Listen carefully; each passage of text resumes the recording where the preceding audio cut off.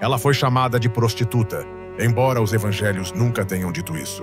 Foi esquecida nos púlpitos, embora estivesse presente em todos os momentos decisivos da história cristã. Foi silenciada pelos concílios, mas continuou viva nas margens, nas lendas e nas artes, como se recusasse a desaparecer. O nome dela é Maria Madalena. E o que você pensa saber sobre ela pode não ter sido construído pela fé, mas pelo medo.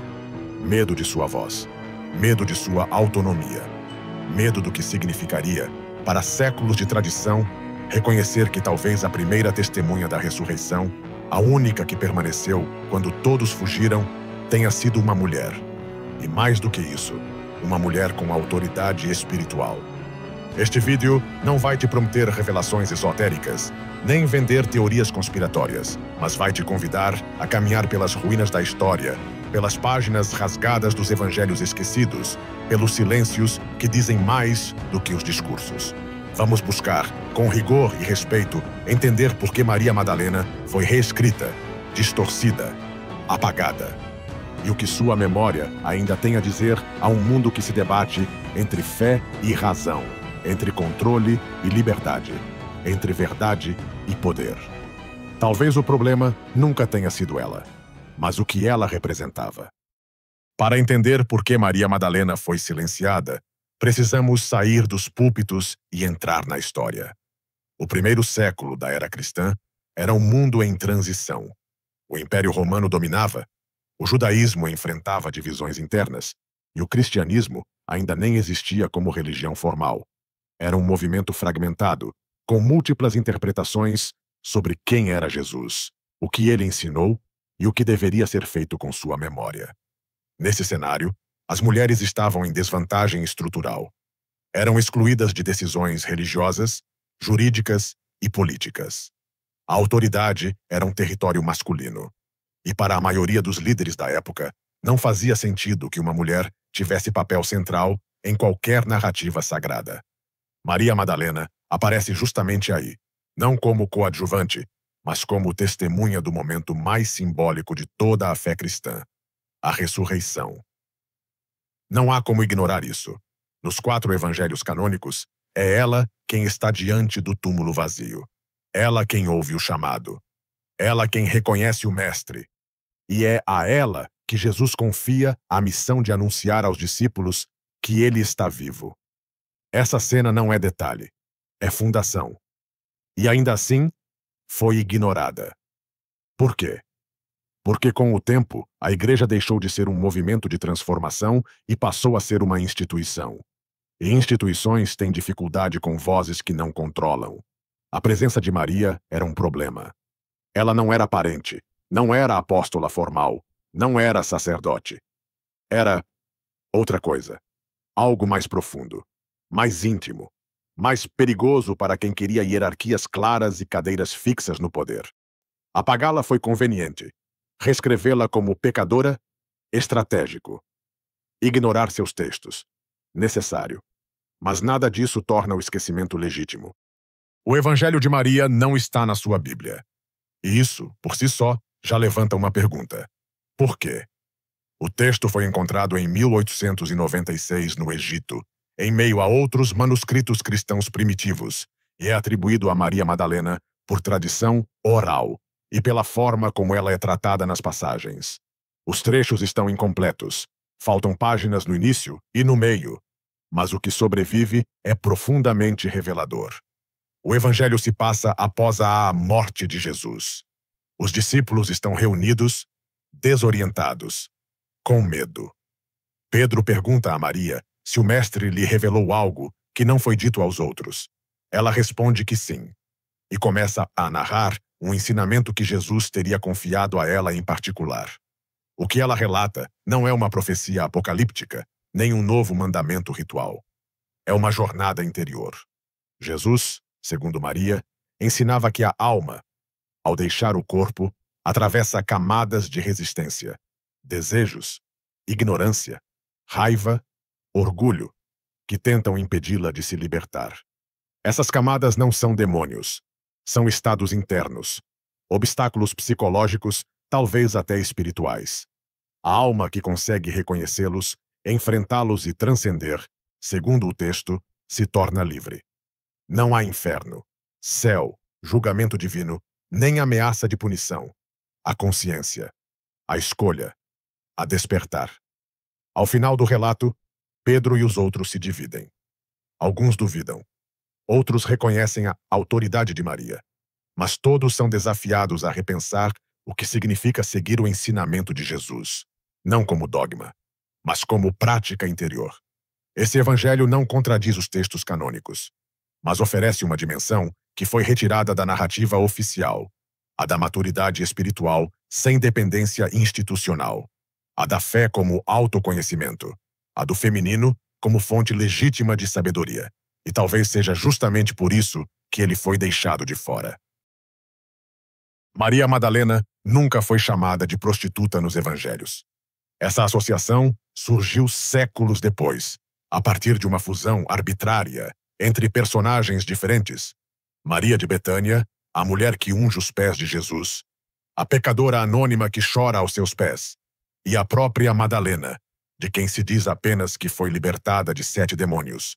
Uma expressão simbólica que pode indicar cura espiritual, emocional ou até social, mas que foi mal interpretada. No ano 591, o Papa Gregório I oficializou essa confusão em uma homilia que ecoaria por mais de 1000 anos. Ele afirmou publicamente que Maria Madalena era a mulher pecadora, arrependida, resgatada pela graça. A partir daí, a imagem de Maria foi selada. Não mais a apóstola dos apóstolos, como a chamavam os primeiros cristãos, mas a pecadora arrependida, reduzida a um tropeço sexual redimido pela misericórdia masculina. Por que essa mudança? Porque era mais conveniente. Uma mulher sábia, corajosa e espiritualmente autônoma era difícil de acomodar numa estrutura eclesiástica hierárquica e masculina. Mas uma mulher arrependida, lavada pela culpa e submissa à autoridade de Jesus. Essa era fácil de usar como exemplo. A imagem da pecadora passou a ser reproduzida em pinturas, sermões, peças teatrais, esculturas. Maria Madalena virou símbolo de redenção, não pela sua sabedoria, mas por seu passado impuro. Essa reescrita não apenas distorceu sua biografia, apagou seu legado como figura de liderança, de coragem, de escuta e de presença. E pior, influenciou por séculos a forma como a Igreja tratou as mulheres em geral, como potenciais pecadoras que precisavam de vigilância, conversão e contenção. Reverter esse imaginário não é apenas fazer justiça a uma personagem. É resgatar uma visão mais honesta da espiritualidade cristã, uma onde a verdade não precisa ser manipulada para se encaixar. Para entender o que está por trás das palavras de Maria Madalena, é preciso compreender o movimento ao qual seu evangelho parece estar conectado. O gnosticismo. O termo gnóstico vem do grego gnosis, que significa conhecimento. Mas não qualquer conhecimento, e sim o conhecimento direto, intuitivo, espiritual. Um saber que nasce da experiência interior e não da autoridade externa. Os textos gnósticos não rejeitavam Jesus. Pelo contrário, muitos o consideravam o portador dessa gnose, um mestre que veio despertar a humanidade para sua origem divina esquecida. O Evangelho de Maria se encaixa nessa tradição ao propor que o verdadeiro caminho espiritual não está em templos, rituais ou regras, mas no autoconhecimento. Na jornada da alma para além das ilusões que o mundo impõe. Essa proposta era profundamente subversiva. Se a salvação está dentro de cada um, que lugar sobra para os intermediários? Para os sacerdotes, os dogmas, os sistemas que mediam o sagrado. Maria Madalena, nesse contexto, não é apenas uma discípula fiel. É a representante de uma espiritualidade que desafia o controle institucional, que convida à escuta interior, que vê o divino não como um juiz externo, mas como uma centelha esquecida dentro de nós. Por isso, ela foi combatida, não por heresia moral, mas por risco teológico, porque uma fé baseada na gnose não pode ser comandada, não pode ser vendida, não pode ser centralizada. A tradição gnóstica foi condenada oficialmente no século II. Seus textos, queimados, seus seguidores, perseguidos. Mas suas ideias continuaram a pulsar. nos desertos da contemplação, nas experiências místicas, nas margens do poder. E em meio a tudo isso, a voz de Maria sobreviveu. Fragmentada, sim, mas viva. Em um dos trechos mais reveladores do Evangelho de Maria, o apóstolo Pedro reage com desconfiança ao testemunho de Maria. Ele questiona: será que o mestre falou essas palavras a uma mulher, sem nos dizer a nós? Essa pergunta, aparentemente simples, carrega séculos de tensão comprimida em uma frase. A dúvida de Pedro não é sobre o conteúdo das palavras de Maria. É sobre sua legitimidade em dizê-las. Ele não nega que ela tenha escutado o mestre, mas questiona se ela deveria falar em nome dele. Essa cena não é um detalhe isolado. É o retrato simbólico de um embate que definiria os rumos do cristianismo. O confronto entre a experiência espiritual direta e a autoridade institucional, entre a liberdade da revelação e o controle da doutrina. Pedro representa a ordem, a estrutura, a preocupação com a continuidade e a segurança da tradição. Maria representa o risco, a voz que vem de fora do centro, a espiritualidade que não pede permissão. Mas o mais interessante está na resposta que surge. Levi, outro discípulo presente, diz: se o Salvador a considerou digna, quem somos nós para rejeitá-la? Essa fala é uma quebra de lógica hierárquica. Lembra que a escolha de Jesus não passou pela consulta aos apóstolos, nem pelos critérios culturais. Foi direta, livre e, sobretudo, pessoal. Esse episódio ecoa em outros textos apócrifos e canônicos. A tensão entre Pedro e Maria aparece, por exemplo, no Evangelho de Tomé e nos Atos de Filipe. Sempre sob a mesma questão: quem tem o direito de interpretar o ensinamento de Jesus? Essa cena não é apenas uma disputa entre personagens. É o reflexo de uma decisão histórica: seguir o caminho da institucionalização ou abrir espaço para a diversidade da experiência. O cristianismo escolheu a primeira opção, e ao fazer isso, selou o destino de Maria Madalena como figura marginal, não por falta de fé, mas por excesso de autonomia. Maria Madalena não foi a única mulher a ser silenciada na história da fé. Ela foi apenas a mais visível. Desde os primeiros séculos do cristianismo, mulheres participaram ativamente das comunidades. Há registros de diáconas, profetisas, lideranças espirituais femininas que organizavam casas-igrejas, ensinavam as escrituras e exerciam papéis de autoridade entre os primeiros seguidores de Jesus. Paulo, em suas cartas, menciona várias dessas mulheres. Febe, que ele chama de diácona. Priscila, que ensinava ao lado do marido. Júnia, que ele reconhece como apóstola notável. Essas referências, embora curtas, revelam um cristianismo nascente bem mais igualitário do que a estrutura que viria depois. Com o passar dos séculos, no entanto, a institucionalização da fé exigiu uniformidade. E uniformidade, para a lógica daquele tempo, significava masculinidade no comando e feminilidade na submissão. A teologia passou a ser escrita majoritariamente por homens. Os concílios que definiam os dogmas eram formados apenas por clérigos. As mulheres, aos poucos, foram relegadas a papéis de devoção passiva, santas, mártires, mães, mas quase nunca mestras. Maria Madalena, nesse cenário, se tornou um símbolo do que não podia ser dito, uma mulher que teve voz, autoridade e visão, e por isso mesmo teve que ser redesenhada como pecadora, não para ser apagada completamente, mas para ser controlada. Esse processo não foi apenas teológico, foi político, social, cultural. E suas consequências ecoam até hoje na exclusão de mulheres de espaços de poder em muitas tradições religiosas. Resgatar Maria Madalena, portanto, não é apenas fazer justiça a uma personagem.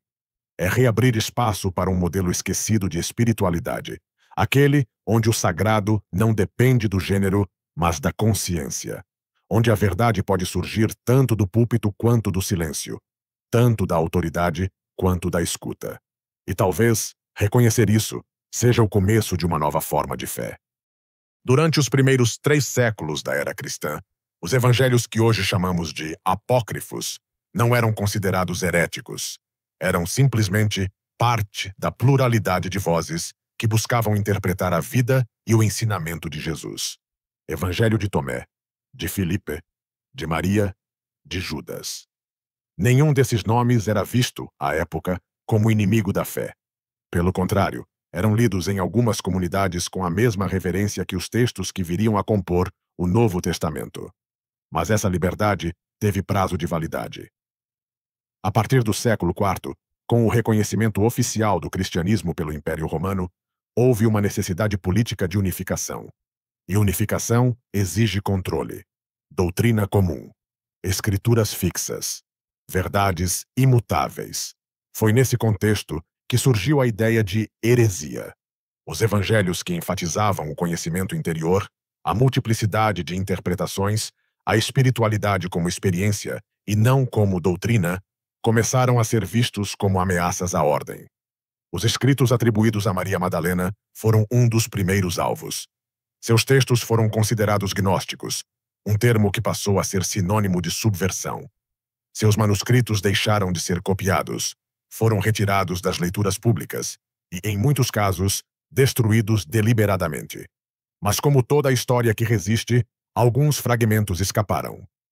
No Egito, em Nag Hammadi e em outros locais remotos, cópias foram escondidas por monges e preservadas do tempo e da censura. Só seriam redescobertas no século XX, e com elas veio à tona uma riqueza espiritual esquecida, mais simbólica, mais introspectiva, menos interessada em poder e mais conectada à transformação interior. O desaparecimento desses evangelhos não foi acidental, foi um projeto, uma curadoria seletiva do que poderia ou não ser chamado de verdade. E o fato de termos redescoberto esses textos hoje nos obriga a perguntar: o que mais foi deixado de fora? E por quê?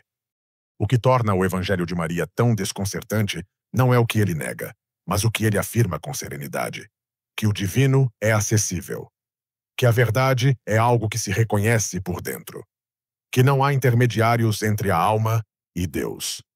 Essa ideia é, essencialmente, mística.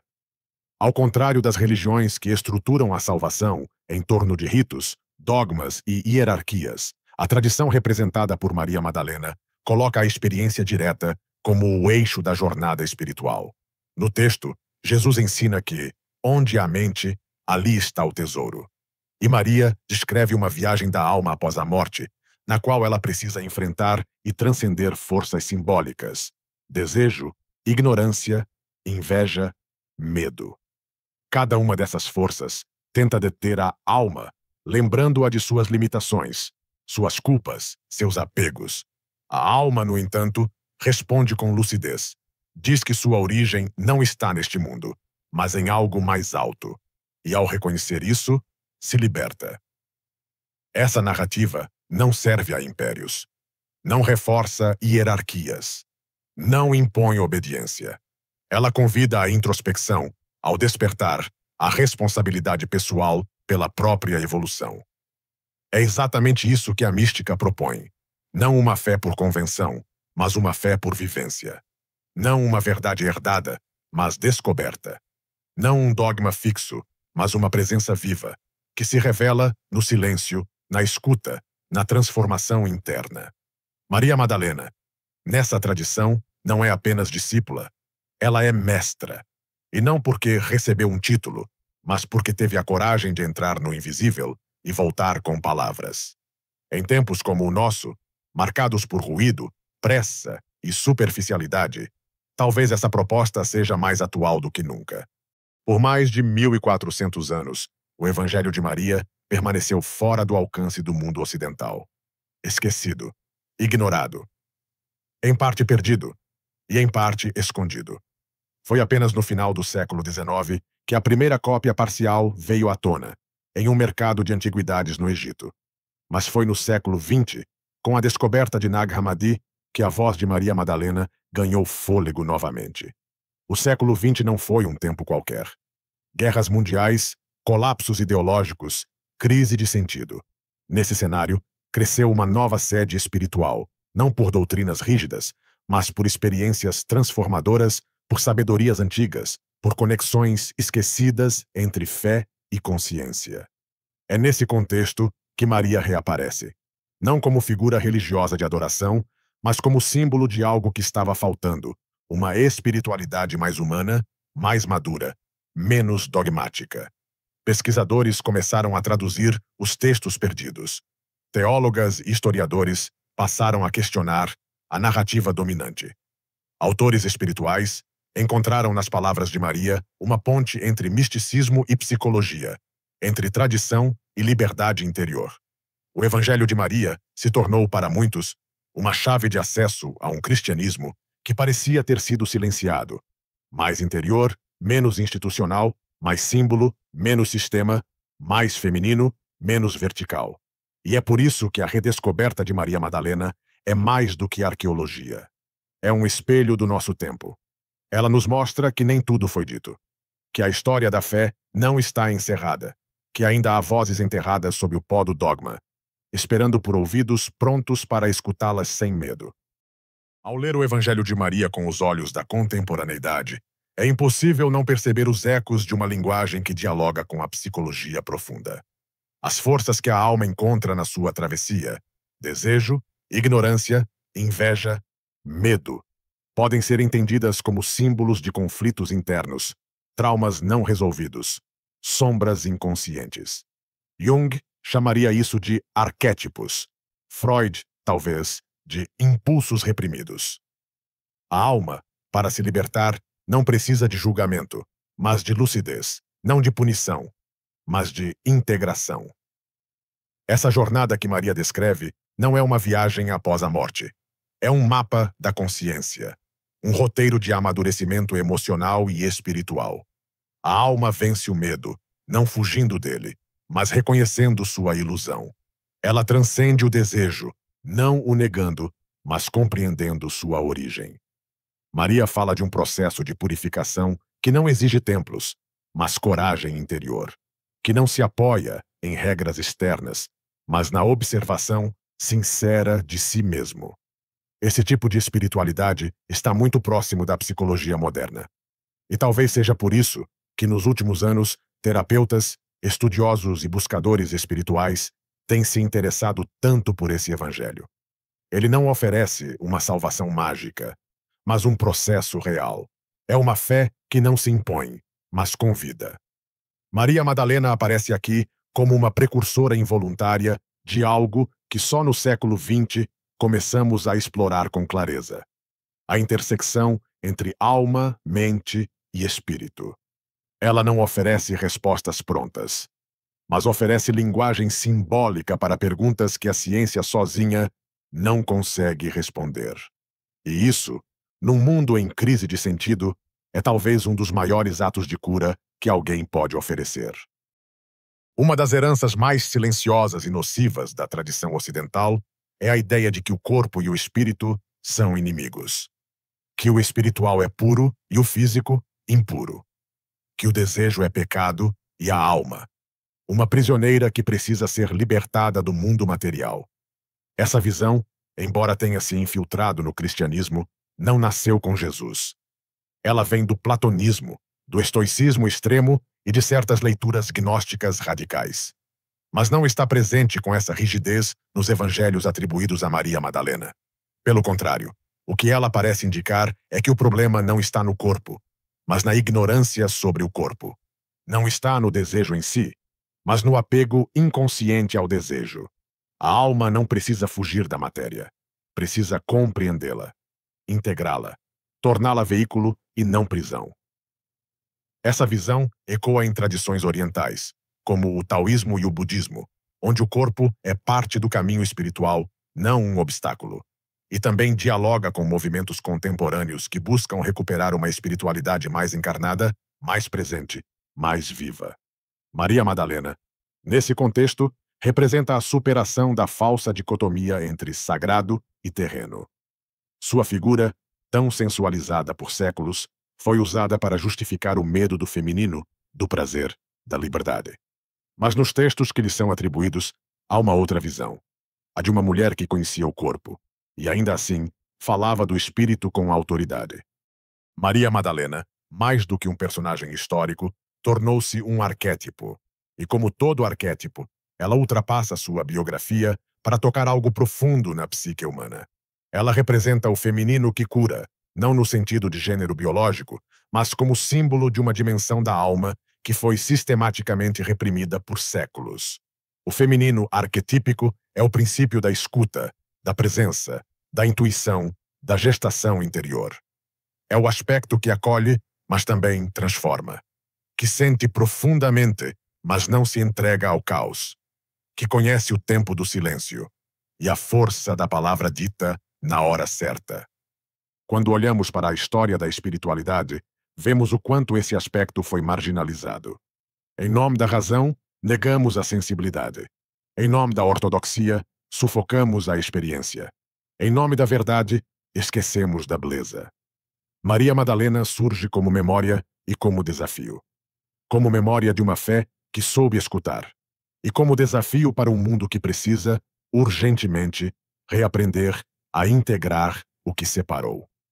Esse feminino ferido, tanto em mulheres quanto em homens, busca hoje expressão, busca equilíbrio, e encontra em figuras como Maria Madalena um espelho e uma ponte.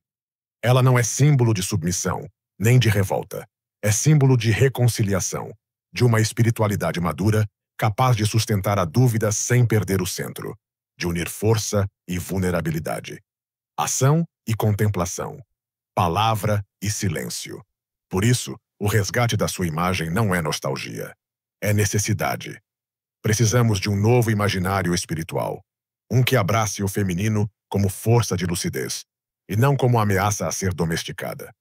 E Maria Madalena está nos oferecendo exatamente isso. Talvez o erro não tenha sido o desejo, mas a repressão dele. Não tenha sido o corpo, mas o silêncio sobre ele. Não tenha sido a matéria, mas a forma como a desconectamos da alma. Reconciliar corpo e espírito não é uma heresia. É um retorno à inteireza, à humanidade, ao sagrado que pulsa onde menos esperamos. Vivemos na era do ruído. Opiniões formadas em segundos, certezas distribuídas como produtos, espiritualidades prontas que prometem paz instantânea. Mas Maria Madalena nos convida a algo radicalmente oposto: o silêncio. Não o silêncio da omissão ou da passividade, mas o silêncio da escuta. Da presença total, do espaço interior onde a verdade não é imposta, mas percebida. No evangelho que leva seu nome, há um momento em que ela diz: onde há mente, há tesouro. Isso não é uma metáfora poética. É uma chave. Significa que o caminho da revelação não está fora, mas dentro. E que esse caminho não é acessado por gritos, doutrinas ou rituais barulhentos. É acessado pela escuta, pela pausa, pela coragem de confrontar o que emerge quando o ruído cessa. Esse ensinamento encontra eco em tradições místicas de todo o mundo. Os desertos dos padres do cristianismo primitivo, os mestres zen, os sufis dançantes. Todos, à sua maneira, buscaram no silêncio a sabedoria que não cabe em palavras. Maria não nos oferece dogmas, oferece espaço, espaço para que o espírito se mova, para que a consciência se alargue, para que a experiência seja mais do que obediência. Esse é o tipo de espiritualidade que não se compra, não se vende, não se impõe. Só se vive. E talvez, nesse mundo saturado de barulho, recuperar o silêncio seja o ato mais revolucionário que podemos praticar. Imagine uma biblioteca onde faltam páginas nos livros mais importantes. Imagine um coral onde uma das vozes principais foi calada. Imagine uma história contada sempre pelos mesmos, enquanto outras, que viram tudo, são mantidas no fundo da sala, em silêncio. Esse é o legado viúvo de Maria Madalena. A história do cristianismo seguiu sem ela. Construiu catedrais, escreveu dogmas, estabeleceu hierarquias. Tudo com base em memórias parciais. Ignorou que uma das primeiras testemunhas da ressurreição não era um apóstolo, nem um sacerdote, mas uma mulher que ousou permanecer. O que perdemos com o silêncio de Maria não é apenas uma personagem. É uma dimensão inteira da fé que poderia ter florescido de outro modo. Uma espiritualidade mais relacional, menos autoritária. Um cristianismo mais afetivo, menos jurídico. Uma comunidade mais igualitária, menos piramidal. Não sabemos o quanto a presença ativa de sua figura teria mudado a teologia, a ética, a política interna da Igreja. Mas sabemos o que o seu apagamento gerou: séculos de submissão feminina, desconfiança do corpo, exclusão da experiência mística autônoma. O silêncio sobre Maria revela, na verdade, o medo da liberdade espiritual. O medo de que o sagrado não esteja confinado aos altares, mas pulse também no cotidiano, no corpo, na intuição, na mulher, no diferente. Resgatar seu nome não é reescrever a história, é completá-la. É aceitar que a verdade espiritual não pode ser monopólio de uma só voz, porque uma fé que precisa calar o outro para se sustentar, talvez não esteja tão segura assim de si mesma. Maria Madalena não foi santa nem pecadora, bruxa nem esposa secreta, apóstola oficial nem figura decorativa. Ela foi, acima de tudo, uma testemunha, de uma presença, de uma ausência, de um chamado. Foi presença no momento da crucificação, quando quase todos fugiram. Foi a primeira a ver o túmulo vazio. Foi escolhida para anunciar a ressurreição. E por isso mesmo, teve que ser esquecida. Sua história não é sobre milagres. É sobre coragem. Não é sobre escândalos. É sobre silêncio. Não é sobre o que disseram dela, mas sobre o que tentaram impedir que ela dissesse. Neste vídeo, você não ouviu dogmas. Ouviu perguntas. Ouviu fragmentos. Ouviu ecos de uma verdade que continua em aberto. Porque talvez o verdadeiro legado de Maria Madalena não esteja no que ela disse, mas no que ela representa, a possibilidade de uma fé que escuta, que sente, que pensa. De uma espiritualidade que não precisa escolher entre razão e mistério. De uma jornada que começa quando ousamos olhar para o que foi deixado de fora. Hoje, mais de 2000 anos depois, Maria Madalena volta a falar. Não em altares, mas em consciências que despertam, em corações cansados de versões prontas, em almas que não querem mais intermediação, mas encontro.